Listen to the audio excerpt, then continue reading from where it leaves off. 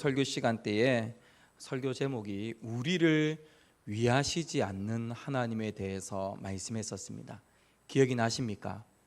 기억이 나시면 이상한 건데 4주 전에 설교, 오후 예배 설교를 기억하시면 참 곤란한데 그때 설교가 뭐였습니까?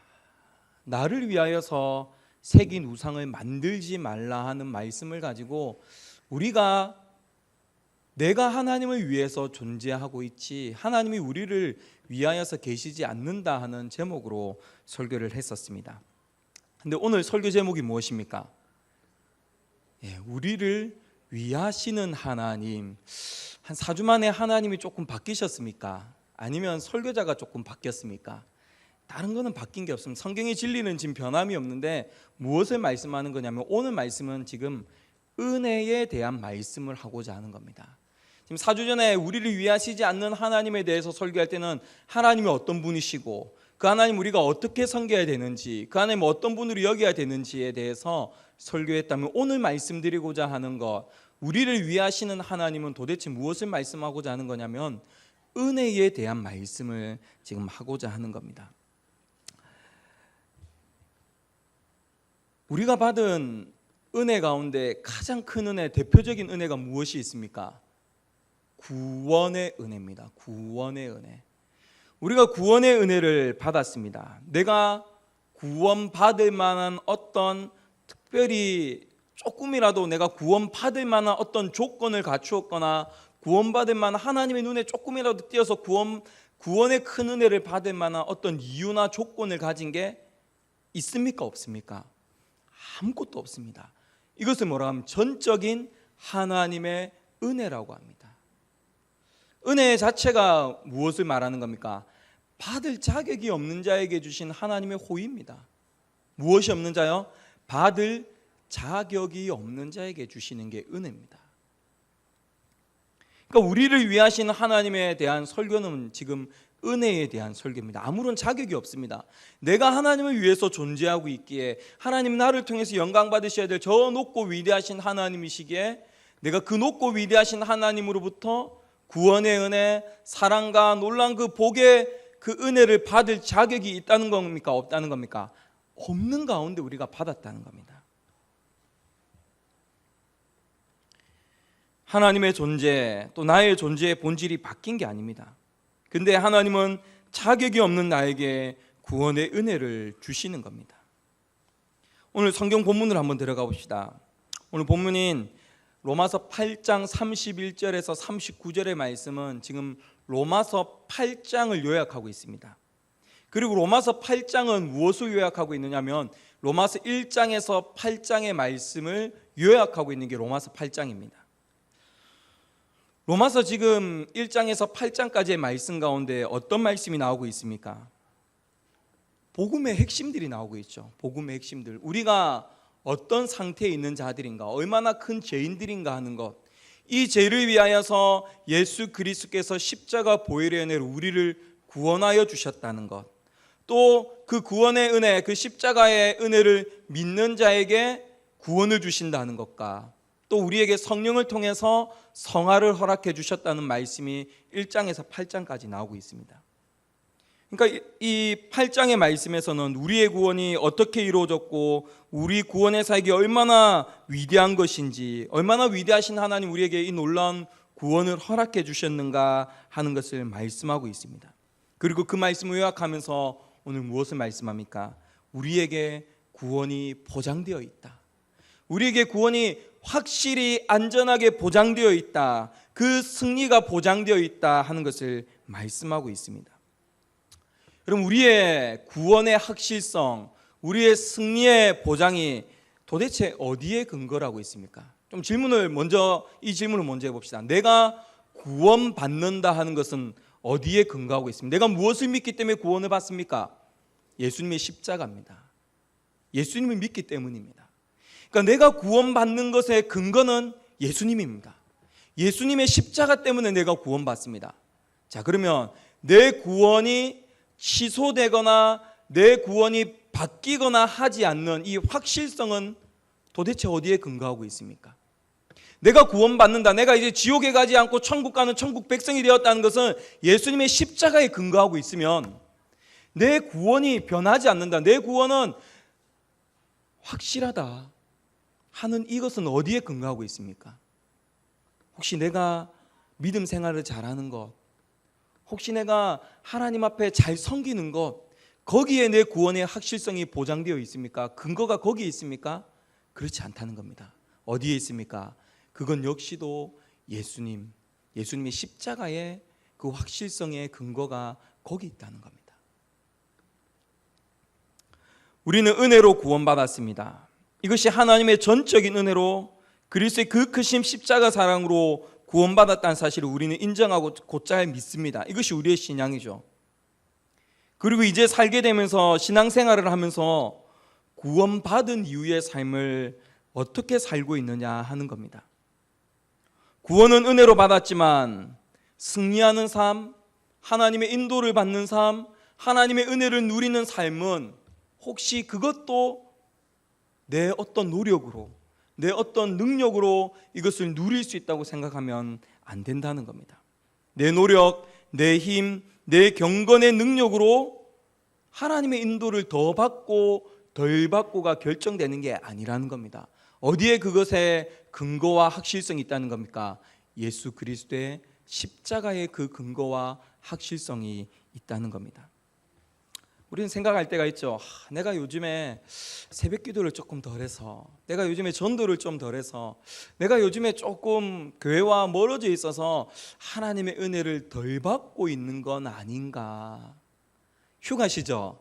휴가 다 거의 끝나고 가신데 휴가 기분이, 저도 지금 아직도 휴가인 것 같아요. 휴가 한 주 갔다 오니까 아직도 휴가 같은데, 휴가를 다녀오고 하면 이 경건 생활이 흐트러지고 또 우리가 가지고 있는 이 신앙의 체계들이 조금 이렇게 물렁해지니까 아이고, 내가 그래서 요즘에 하나님의 은혜를 못 받는갑다, 하나님의 인도하심을 못 받는갑다. 은연중에 우리가 그렇게 생각해. 거기에 뭐가 들어있는 겁니까? 하나님의 은혜와 복이 내가 어떤 행동을 하는 것에 따라서 더 받고 덜 받고가 결정된다는 공로주의가 거기에 들어가 있다는 겁니다.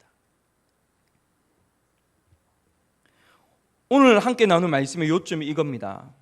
우리가 구원에 있어서 공로주의는 배격하지만 하나님의 인도하심, 하나님의 사랑해 주심, 하나님의 은혜 주심에 대해서는 내 공로가 조금 있어야 되지 않겠냐, 내 노력이 조금 있어야 되지 않겠냐 하는 생각이 우리 가운데 은연중에 남아있기 때문에 오늘 말씀을 통해서 정말 그러한가, 오늘 로마서 8장 31절에서 39절의 말씀을 통해서 정말로 그러한가, 정말 우리가 하나님의 은혜를 받는 것, 하나님의 인도함을 받는 것, 우리의 구원의 확실성이 보장되는 것, 이것이 도대체 어디에 근거하고 있는가 하는 것을 오늘 말씀을 통해서 은혜를 나누기를 원합니다. 31절을 보십시오. 이렇게 시작합니다. 이 일에 대하여 우리가 무슨 말 하리요. 지금 이 일이 무엇입니까? 이 일, 제가 아까 얘기했죠. 1장에서 8장의 요약입니다. 1장에서 8장, 우리의 구원, 우리의 이 구원 전체, 우리가 구원받은 것 이 전체, 이 복음의 핵심을 말하는 겁니다. 죄에 대한 하나님의 심판, 죄를 위한 예수님의 대속적인 죽음, 믿음에 의해 주시는 칭의, 성령에 일어나는 성화가 지금 여기에서 말하는 이 일에 대하여 무슨 말 하리요 할 때 이 일입니다. 그러니까 이 하나님의 놀라운 구원에 대해서 우리는 할 말이 없다는 겁니다. 그분의 은혜로 말미암아 구원을 믿음으로 거저 받았다는 것을 지금 말하는 겁니다. 우리는 여기에 다 동의하고 있습니다. 그리고 이렇게 이어갑니다. 만일 하나님이 우리를 위하시면 누가 우리를 대적하리요. 만일이라는 단어가 붙었습니다. 가정법이죠. 근데 이 가정법을 빼고 본문을 보면 어떻게 볼 수 있습니까? 하나님이 우리를 위하시면 누가 우리를 대적하리요 라고 말씀합니다. 만일을 빼고 보면 하나님이 우리를 위하시면 누가 우리를 대적하리요. 여기도 뭐가 있습니까? 지금 조건문이 붙었죠. 이것을 다시 바꿔봅시다. 조건문을 빼고 원래 하고자 하는 저자가 말하고자 하는 게 뭡니까? 하나님이 우리를 위하시기 때문에 아무도 우리를 대적할 수 없습니다 하는 것을 말씀하고자 하는 겁니다. 지금 가정법과 조건을 빼고 놓고 보면 원래 말하고자 하는 게 뭐라고요? 하나님이 지금 우리를 위하시고 있기 때문에 그 어느 것도 아무것도 우리를 대적할 수 없다 하는 것을 지금 말씀하고 있습니다. 여러분, 답정너라고 들어보셨습니까? 답정너. 답은 정해져 있으니 너는 대답만 하면 돼. 지금 이게 그 말씀입니다. 여기서 지금 만일 혹은 가정법과 여러 조건문을 붙이고 말씀하고 있지만 답은 정해져 있습니다. 하나님이 지금 우리를 위하신다는 것, 그렇기 때문에 아무것도 우리를 대적할 수 없다는 것이 지금 정해져 있는 답이라는 겁니다. 앞에 1장에서 8장 전체의 내용을 통해서 하나님이 이미 우리를 위하고 계시다는 것을 확실하게 말씀했습니다. 하나님이 그 아들을 친히 주시기까지 우리를 위하고 있다는 것을 확실히 말씀했습니다. 그러니까 31절에 나오는 이 가정법과 조건문을 빼놓고 하나님이 우리를 위하시기 때문에 아무것도 우리를 대적할 수 없다 하는 것이 말하고자 하는 원래의 의도라는 겁니다. 그 내용이 32절에 잘 요약되어 있습니다. 하나님이 우리를 위하여 아들을 내어주신 사랑, 십자가 사랑, 그 복음이 하나님이 우리를 위하신다는 증거가 되고 있다라는 겁니다. 이제 한 단계 더 나아갑니다. 33절에서는 법적인 용어를 사용하면서 우리가 법적으로도 그 어떤 해를 당하지 않을 것이다 라고 분명하게 말씀합니다. 우리나라에 최고의 법무법인이 하나 있죠. 다 아는 법무법인이 하나 있습니다. 뭐 있습니까? 김앤장 들어보셨습니까? 우리는 뭐 만날 일이 당연히 없는 곳인데 김앤장 이 변호사들이 포진해 있는 곳에 어떤 소송을 맡기면 승소율이 85%에서 90%라고 합니다. 엄청난 수입료를 받으면서 변호 활동을 하겠죠. 거기에 맡기면 안심이 된다는 겁니다. 아이고 뭐 이 소송 이기겠지 하고 안심이 된답니다. 아무리 능력 있는 검사가 옆에 붙고 또 다른 변호사들이 소송 당사자로부터도 이 법무법인에는 거의 뭐 이기지 못한다고 이야기합니다. 근데 이런 김앤장이 나를 향하여서 너는 죄인이야, 너는 구원받지 못해, 너의 구원은 취소될 거야, 이런 말들을 아무리 한다 하더라도 우리의 구원이 취소되거나 우리를 향한 하나님의 사랑이 취소되거나 우리를 향한 하나님의 놀라운 은혜가 변함이 있는 일이 일어난다는 겁니까? 일어나지 않는다는 겁니까? 일어나지 않는다는 겁니다. 법적으로 확실히 선포되는 겁니다. 왜 이게 법적으로 보장이 될 수 있습니까? 최종 재판관이신 하나님께서 우리를 향하여 뭐라고 선언하셨습니까? 너는 의인이다. 내가 너를 구원하였다 하고 완전히 선언하시고 도장을 꽝꽝 하고 찍으시고 탕탕하고 선언하셨기 때문에 그 어떤 사람들이 와서 우리를 향하여서 변론하고 소송하고 하여도 우리를 향한 구원, 우리를 향한 하나님의 사랑은 변하지 않는다는 겁니다. 34절에서도 밝힙니다. 누가 정죄하겠습니까? 이 말은 뭡니까? 아무도 정죄할 수 없다는 겁니다. 아무도 우리를 정죄할 수 없다는 겁니다. 하나님이 의롭다 하신 자를 그 누구도 정죄할 수 없습니다. 예수님이 우리를 위하여 십자가에 죽으시고 부활하셔서 하나님의 보좌 우편에서 우리를 위하여 간구하시니 그 누구도 우리를 정죄할 수 없습니다. 우리의 죄를 위하여 죽으시고 우리를 의롭게 하시기 위하여 다시 살아나신 예수님이 재판장 되시는 하나님 옆에서 우리를 위하여 변호하고 있기 때문에 결코 우리를 정죄할 수 없다 하는 말씀입니다. 35절에서 바울은 이제 그 사랑에서 누가 혹은 그 무엇이 하나님의 우리를 향한 사랑에서 끊어놓을 수 있나 하고 질문합니다. 아까 제가 얘기했죠. 답정너라고. 답은 이미 정해져 있습니까? 정해져 있습니다. 무슨 답입니까? 그 어떤 것도 끊을 수 없다는 겁니다. 그 누구도 정죄할 수 없고 그 누구도 그 사랑에서 우리를 끊을 수가 없습니다. 지금 뒤에 35절의 말씀에 나오는 그 뒤에 나오는 여러 가지 환난과 공고와 박해와 기근과 적신, 위험이나 칼, 이렇게 하나만 있어도 불안해 죽을 것 같은데, 불안해 힘들어지 내 삶이 힘들어질 것 같은데, 이 모든 것들도 우리를 하나님과 멀어지게 하거나 하나님과 나 사이를 끊을 수 있는 힘과 능력이 되지 못한다는 겁니다. 정말 우리에게 그리스도의 사랑이 있다면이 아니라, 가정법이 아니라 그리스도의 사랑이 우리에게 어떻게 있습니까? 있습니다. 우리에겐 그리스도의 사랑이 이미 있습니다. 그렇기 때문에 환난과 공고와 박해와 기근과 적신, 그 어떤 위험이나 칼도 우리를 하나님과 끊을 수 없습니다. 여기서 조금 눈여겨볼 것은 무엇이냐면, 구원받은 성도에게 공고와 박해와 기근과 적신의 위험이나 이런 것들이 있다는 겁니까? 없다는 겁니까? 있습니다. 닥쳐옵니다. 그것을 겪어보셨을 거고 겪고 계신 분도 있으실 겁니다. 우리를 향해서 지금 말씀이 이랬으면 좋겠는데, 그리스도의 사랑을 받은 자에게는 공고나 환난이나 핍방이나 여러 위험들이 없게 해주겠다, 이러면 너무 좋을 것 같은데 뭐라고 합니까? 이런 것들이 있을 건데, 그런 것들이 있다 하더라도 하나님의 사랑에서 우리를 끊을 수 없다 하고 약속하고 계신 겁니다. 지금 사도 바울이 편지를 적으면서 이 환난과 적신의 위험과 칼의 위험과 이런 것들은 고린도후서 11장에 보시면 바울이 실제로 겪은 일들입니다.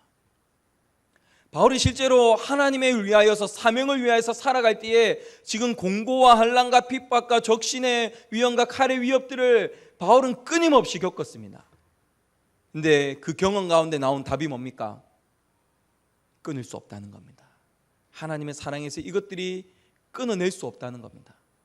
나는 하나님과 멀어지게 만들 수 없다는 겁니다. 그래서 사도 바울은 경험을 가지고 확신의 창 가운데 지금 선포하고 있는 겁니다. 36절을 보십시오. 36절의 말씀을 인용하면서 사도 바울이 겪었던 어려움이 이토록 극렬했다는 것을 말씀합니다. 그리고 이를 통해서 자신이 그런 고통 가운데서도 그리스도의 사랑에 항상 거했고, 궁극적으로 승리에 대한 믿음으로 이 어려움들을 다 극복하고 왔다 하는 것을 증거하고 있는 겁니다. 그러니 37절에서 이런 고백이 할 수 있는 거죠. 37절의 말씀을 한번 읽어봅시다. 함께 읽겠습니다. 그러나 이 모든 일에 우리를 사랑하시는 이로 말미암아 우리가 넉넉히 이기느니라. 아멘. 왜 이긴다고요? 우리를 사랑하시는 이 때문에, 우리를 사랑하시는 아들을 주시기까지 우리를 사랑하신 하나님이 계시기 때문에 이 모든 일, 공고와 박해와 핍박과 여러 그 어려움이 내게 있지만 어떻게 이긴다고요? 겨우 이긴다고요? 넉넉히 이긴다는 겁니다. 이제 사도 바울은 확신에 찬 어조로 다시 말합니다. 뒤에 똑같이 또 반복되죠. 사망이나 생명이나 천사들이나 권세자들이나 형제일이나 장례일이나 능력이나 높음이나 기쁨이나 다른 그 어떤 피조물이라도, 그러니까 하나님을 제외한 그 어떤 피조물의 그 어떤 방해와 해유와 공작과 이 모든 것들로도 그리스도 예수 안에 있는 하나님의 사랑에서 우리를 끊을 수 없다라고 분명히 말씀하고 있는 겁니다.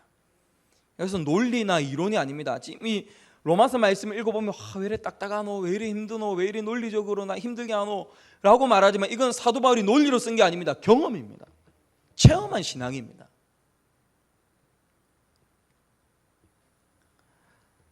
지금까지 수많은 순교자들, 그리스도를 위하여 목숨을 아끼지 않은 수많은 사람들이 있었습니다.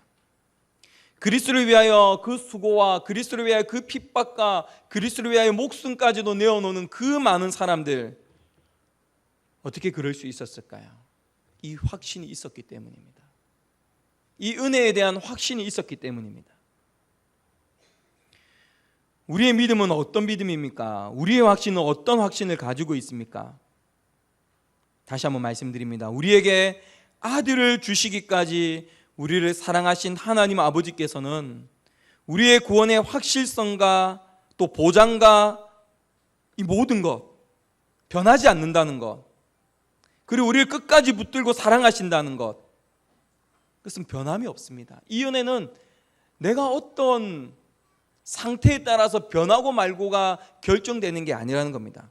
그 은총은 동일합니다. 그 은총은 내가 새벽기도 오지 않고 이불 속에 있는 그때에도 그리스도를 보내셔서 나를 사랑하신 그 사랑, 동일하게 나를 사랑하고 계신다는 겁니다. 동일하게 나를 지키고 계신다는 겁니다. 내가 어떤 공로를 가지고 하나님 앞에 나아갔을 때에 그 사랑이 많아지고 적어지고가 결정되는 게 아니라 그 큰 사랑은 변함없이 나를 향하고 계시고 나에게 주고 계시다는 겁니다.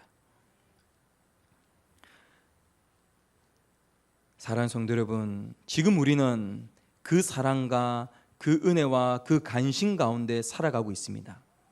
우리는 지금 은혜를 받고 있는 자들입니다. 나중에 언젠가 하나님의 사랑을 받을 자들이 아니라, 나중에 언젠가 하나님의 복과 은혜를 받을 자들이 아니라, 지금 그 큰 사랑과 은혜를 받았고 받고 있는 자들이고 누리고 있는 자들이라는 겁니다. 내 건강이 좋을 때도 있고 안 좋을 때도 있고, 내 상태가 좋을 때도 있고 안 좋을 때도 있을 수 있습니다. 나는 연약하기 때문에 그렇습니다. 그러나 하나님이 우리를 향한 사랑은 많았다가 적었다 하는 것이 아니라 큰 사랑으로 오늘도 나와 함께 하신다는 것을 믿으시기 바랍니다. 하나님께서 우리를 향하여서 큰 사랑을 가지고 계신데, 만약 그 사랑을 유지할 능력과 힘과 권세가 없다면 우리는 불안할 겁니다. 아이고, 하나님이 오늘도 그 큰 사랑을 내게 주실 능력이 없으면 불안하겠죠. 반대로 하나님이 사랑을 주실 만큼 큰 권세와 능력을 가지고 계신데 만약 나를 사랑하시지 않는다면 얼마나 힘들고 불안하겠습니까? 근데 중요한 사실이 뭡니까?